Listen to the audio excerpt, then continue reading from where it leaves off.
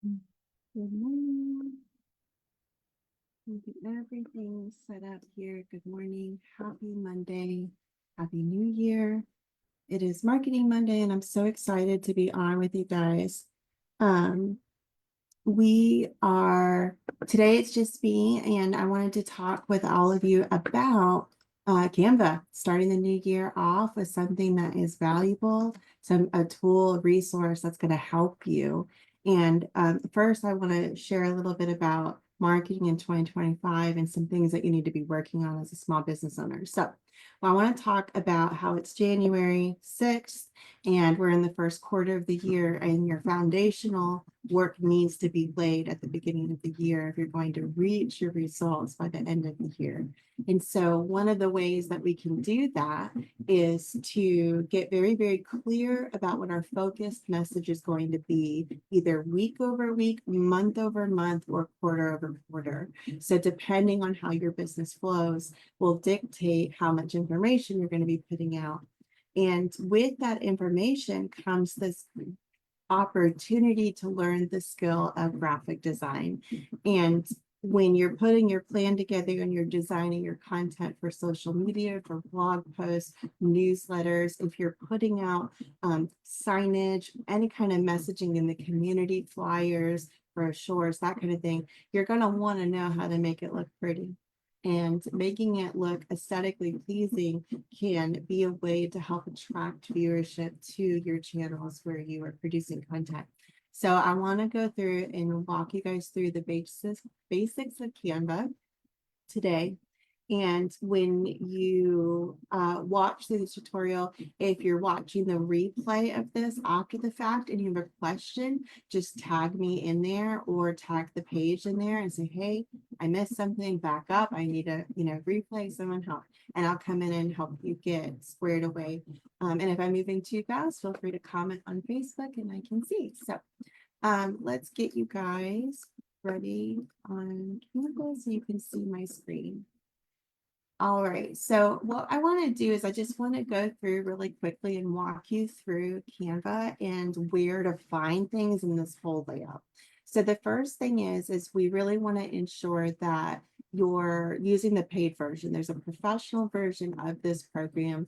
It allows you to have access to all the things I'm going to show you today and more. And it's just you're going to want the paid one. Just trust me on the paid one. It's only like $8 a person or something. So it's not very much monthly. Okay, so here's Canva right here.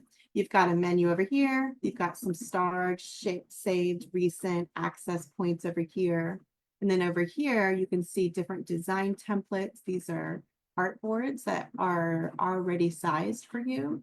And then old content and creatives that you've made in the past will be done here.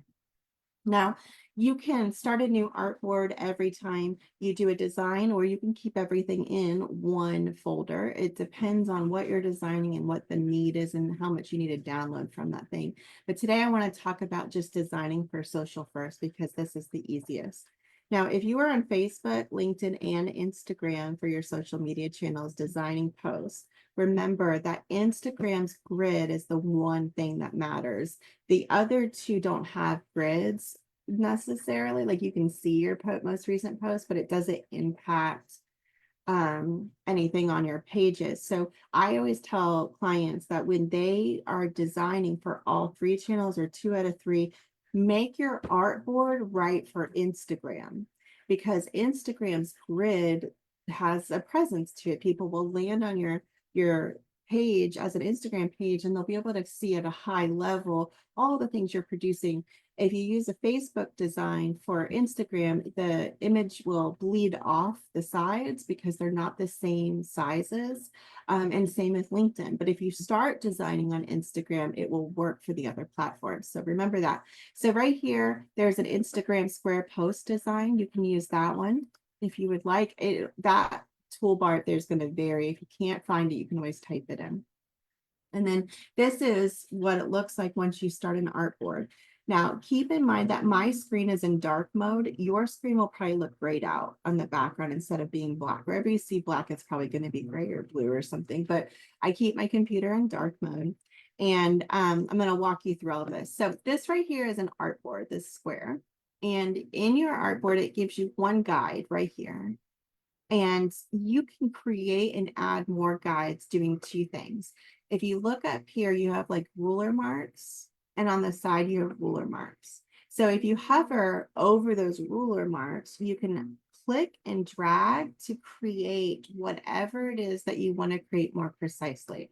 And you can do it from top down as well. So like if you're trying to make something consistent and even and having a hard time figuring out where to align things, or let's say you have a couple of text boxes and you want them to align on the left, but you put them together and they're a little bit uneven and you're not really sure if you've got it, you can pull these lines here to help you guide your eye into it. And then when you're done, if you don't want it, you can get rid of it. So that's one way to get really, really into the design specs and being really, really specific about your spacing. However, I don't anticipate majority of the people watching this to be that particular. I just wanted to let you know that it's there. And then if you look over to the left over here, your menu starts with design and you'll see there's templates, there's styles. Styles is like different types of color palettes and such. You can also access your brands kits in here if you have them set up on the back end. I can show you that before we get off. You can also take a template. Let's say there's no template here that you like, and let's say you're in health and wellness. You can type that in and see what templates other people have already made. And if something vibes, you can either drag and drop it and say replace current page or add as a new one. So if you replace current page, it literally deletes everything off the page. And then there you go. Here's your new design with that template. If you go the other direction, so we do this again, and you had add as new page, it's literally going to create you a new page. So remember that decision, because that's important if you don't want to erase what you're doing, but you want to add to it. Now let's pretend like this is our design template that we're using. However, these are not our fonts. This isn't our colors. What am I going to do with this? I need to brand it. It doesn't say a lot. Let's figure it out.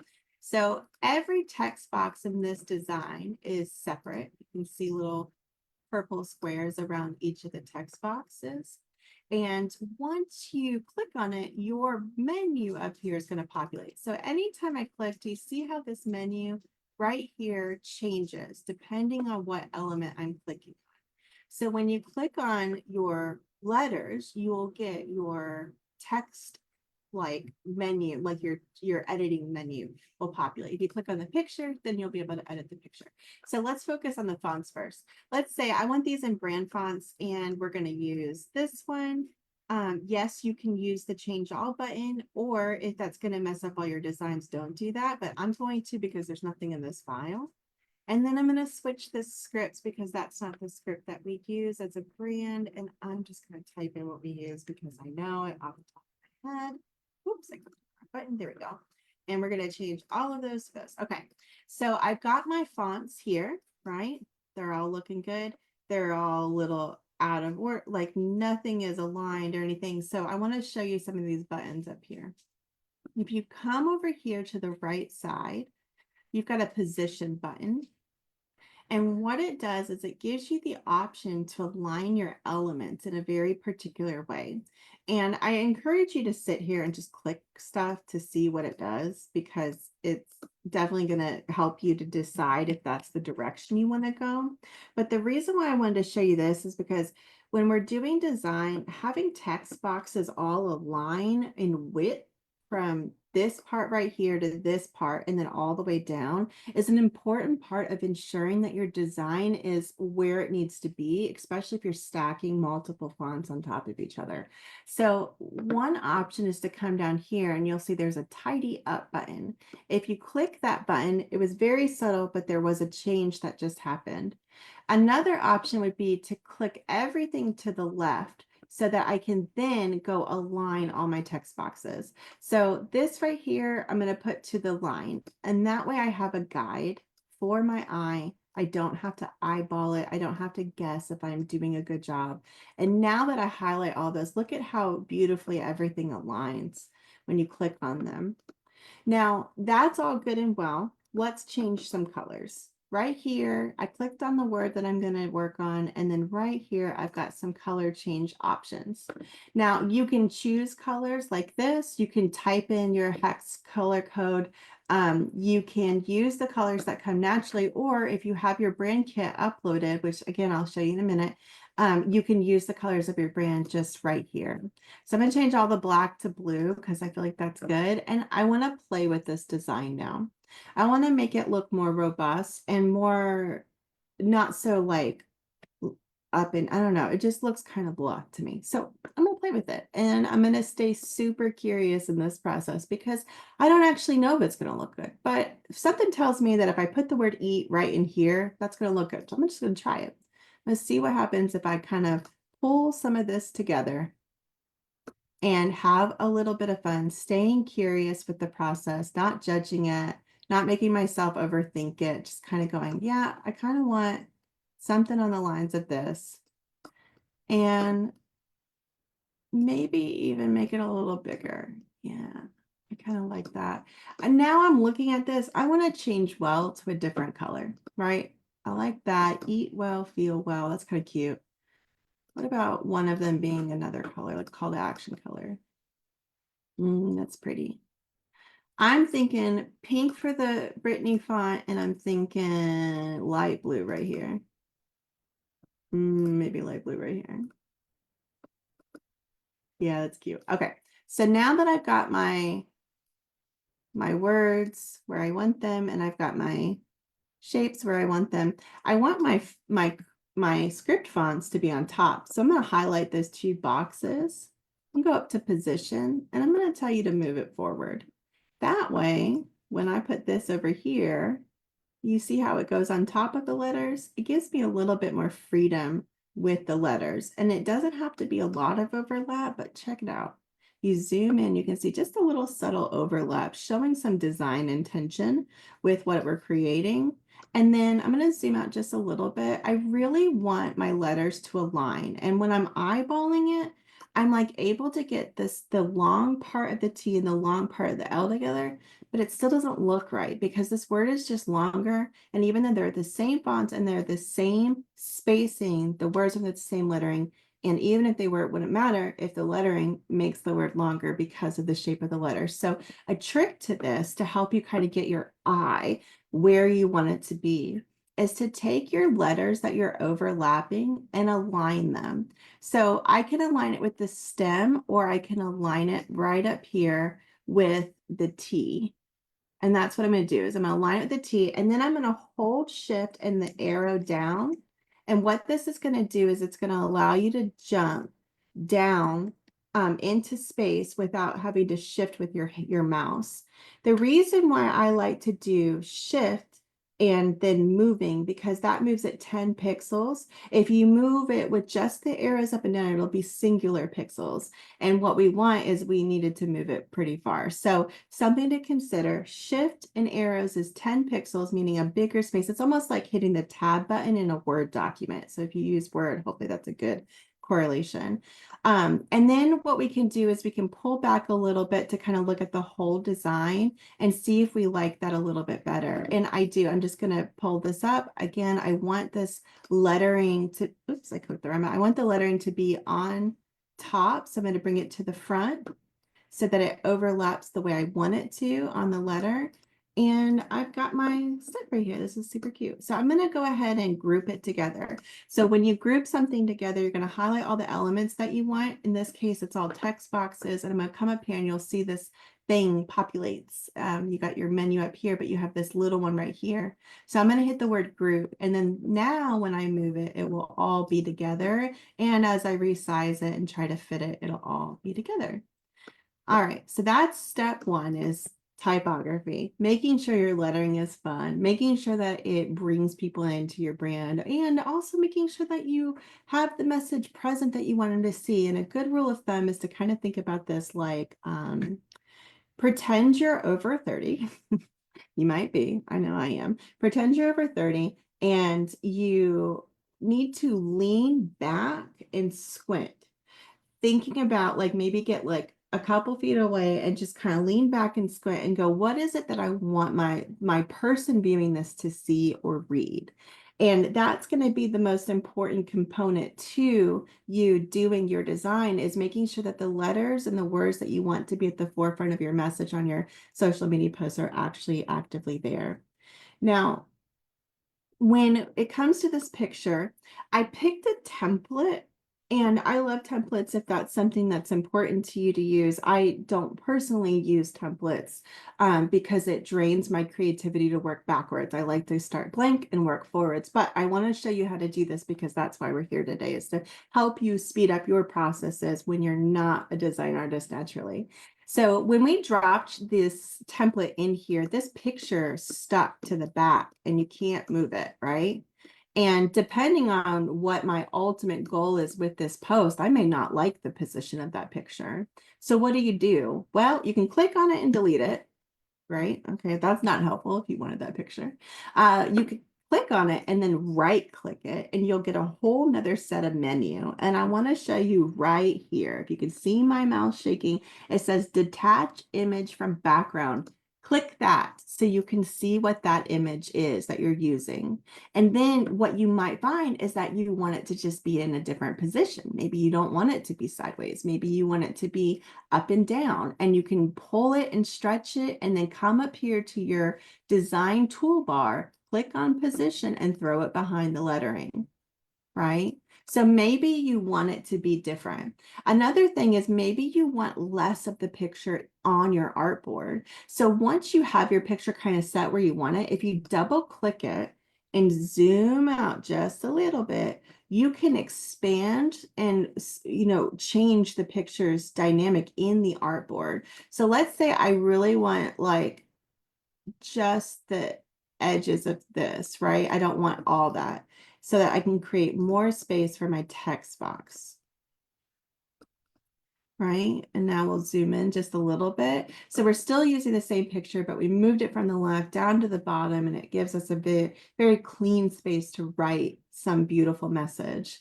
And the other thing too is when you're coming in here on your design menu and panel over here on the left, your toolbar, you can add more to anything that you design. Everything from frames, like maybe you want a picture of yourself in this and you don't want it to be like the main thing, you just want it off to the side. That's always an option. With these frames, let me show you. With the frames, you can take pictures. My kids play on my stuff. I'm sorry. I'm going to use my friend Lisa because she's so wonderful. So we're going to take a picture of beautiful Lisa Lopez and we're going to put her on here. And then that way you can kind of see what it looks like when you drop in it. It's a drag and drop. Another delightful thing that you can do to add to your picture is you can get super creative with the original photo. So if you come up in here to your photo and right click it, get that extended menu. We want to, oh, it's already detached. Cool. So we've got it detached already. So what I want to do is I actually want to duplicate the image. I am on, oh, my mouse just died. I am on an iMac right now. Or whatever this is called. I have a MacBook or whatever. And on my thing, I have options for like command function, so Apple function. If you're on a PC, it's the same thing. It's just usually the word control. So if I'm changing between the two things, the button shortcuts, I apologize. I'm on a Mac, and if you're on a PC, it's different. So for Mac, you can control C to copy, and then command C to copy, command V to duplicate. Or if you're on a PC, then you can do it with command control C, control V. I'm gonna try to see if I can get my mouse to reconnect. I apologize, I didn't know it was done. Okay, so we have it here, and I want to show you something about this. When you have your second photo, this one we're going to put as the background. So set as background, go back, right? So we got that there. Now we've got the second one. I want to have some fun with this. So I want to go to BG Remover, which stands for Background Remover. Click on it. And what it just did was it removed all the white behind it. Do you see that? So now I can layer that exactly on top the way that the other one is, but with my text box right here, oh, let me put this behind. So we're going to move it backwards behind my letters. My text box I can pull down and make a little bit bigger right here. And then I can position it backwards. So you come up here to your toolbar position. You can either go backwards literally. Did you see how it fell back behind the image? Or you can come to your layers campaign and anything that's in here will be here. So if you need to rearrange things, get words on top or anything like that, you can grab and drop. And if you're having trouble selecting a box that you need to work on, you can come to your layers panel in positions to get that done. Now, the nice thing about doing this kind of stuff is it gives you a chance to get a little bit creative and layer. You don't really see the effect of the layering so much because the background is already very light here. But I want to encourage you to try playing with it. I think that you might have a little bit of fun making your design images have a little bit of depth in layering. The key with graphic design is to remember that designing is all about the layers. So when an artist is drawing or creating, a social media post, they're thinking about it in layers, what goes in the back and what's next, and then on top of that. So kind of visualize that when you're doing design to help you become a little bit more creative about how you're handling your design in the moment. The other thing that's important to know about your design when you're making it is not everything that you design needs to have a logo on it. You can do a logo or you can do a handle or a hashtag or something else related to your brand. So we're going to come over here to our menu over here, click on the text thing, add a text box, and I'm going to write at CEO. Oh, wait, no, I'm going to do the website, www.theceowoman.com. I'm going to highlight it, change the font to blue. I'm going to make my font way smaller. Let's say 20. Oops, that didn't work. Let's see. 20. Oh. And then I'm going to take this and I'm going to find a home for it on my image. Now, when it comes to branding things, the goal does not have to be that that's at the forefront of your brand. It's the idea is that you're almost like watermarking your design to ensure that if someone shares it, that they could eventually get back to you. So if you want to come in here and make it more visible, you can by making it white and then coming into effects and throwing a shadow on it and making that shadow nice and strong. Do you see the difference? So let's try this again. I'm going to go back out of this. All right, so we've got the text box here. I'm going to click on it. I'm going to go to effects right here. And then I'm going to add a shadow. This is called lift. And you'll see that there's an intensity to it. Oh, sorry. Let me make it white because it makes it easier to see. So I'm going to turn the font white and then let's go add that shadow. So we've got the box clicked. Here's none, here's with, and then here's with a full shadow. You can play around with it to get an idea of what works best for you, but it's totally up to you and what works with your brand and to ensure that people can read it. Just do your best. Another option here is if you don't want to do that, you can come in to your brand, hit right over here, and you can just drop a logo in it. That's fine too. But again, not everything needs a logo and not everything's going to look good with the logo, but it does watermark it. It does help you get your message out clear. You can always figure out where you want to put it. The other option could be too is coming in, adding a shape to your design right up here and using that to help craft or help build a space in your design that allows your branding to be seen. So I'm going to come up here, move this down, hit the position button. In the layers panel, I can do it like this. Or if I'm in the arrange, I can just hit backwards. So now I've got a little place here. It all aligns. You see lots of things going on. We've got two different fonts, several different colors. We've got layering of this image on top of the fonts, and then we've got logos and design down here. Very fun, very creative little process. And really all we did was play with the template. So that is the first part of what I want to talk about. And I want to spend just a few minutes showing you how to go into the back end of your Canva account and create a brand kit. So the fastest way to get all of your brand assets together and using those brand assets to move you forward quickly in your graphic design is to come over here to brand and make yourself a brand kit. So you can come in and you can click on brand kits. You'll see all the brands, I've had over the years that I've worked with. Some of them I've kept and some of them I've deleted, depending on what we were doing and who we were working with.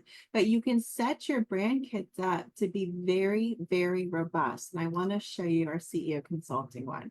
So under logos, and I put all of our logos, I've got all of our colors, I have our fonts outlined, I've got our voice messaging outlined, and then a section for photos, which I love. We have lots of photos. I think we have probably 300 photos uploaded that we use to rotate through in graphic design for us.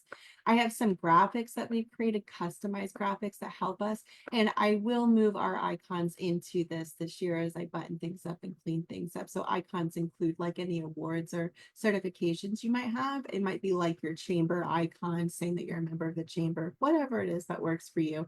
But having this particular section of your brand filled out makes everything else that you do so much easier, because once you click on it, all of your resources are just right here. So you click on, you're in a file and you click here, I can see that I'm on CEO Consulting Group. I can see all of our logos. I can go back, I can see our colors, and I can play with this, which I'll show you not in this file, but I'll show you in a second. I can see our core fonts, I can see our brand voice, and I can see all of our photos. And it just goes on and on and on. And I love this because when we're designing, we don't have to open up 27 folders to figure out what we're going to put inside of the design. The last thing I want to show you on these designs is, let me go to a blank design, and I want to, so I don't mess up what I've done, I'm just going to pull up a blank design right here. We're going to throw a template in it like this. I want to show you how to use these buttons to refresh your social media. So let's say you're going to take all of the social posts that you've made for 2024 and you want to revamp them. Brilliant. You don't need to start from scratch. Your message is evergreen. Reuse it. Here's how you freshen it. So you come into here. Let's pretend like this was a pre-made one. Just click right here on your color buttons. Check this out. It will shuffle through your brand colors to help make whatever it is brand compliant. Is that not delightful? Let's find another template. This one's a little bit harder to see. Let me show you. Let me show you this one right here. We're going to put this here. We're going to click on brand kit and we're just going to shuffle. You see that? Isn't that delightful? So being curious is going to be the thing that is the catalyst to your success in Canva, but knowing where to start is definitely the foundation. So if you're watching this live with me, thank you for joining. If you're watching the replay, comment #replay. Give us a heads up if you have any questions. We want you to be successful in your design. 2025, it matters. It matters what your messaging is. It matters what your brand looks like. It matters how you show up in your digital spaces. And if you want to be successful this year in your digital marketing, you want to show up with your best work. And this is the simplest, easiest, most affordable tool for a small business to use. So I hope you'll stay curious with me and you'll give it a try. And if you're following along with us, Happy New Year. We will be doing Marketing Mondays again. Today's our first one.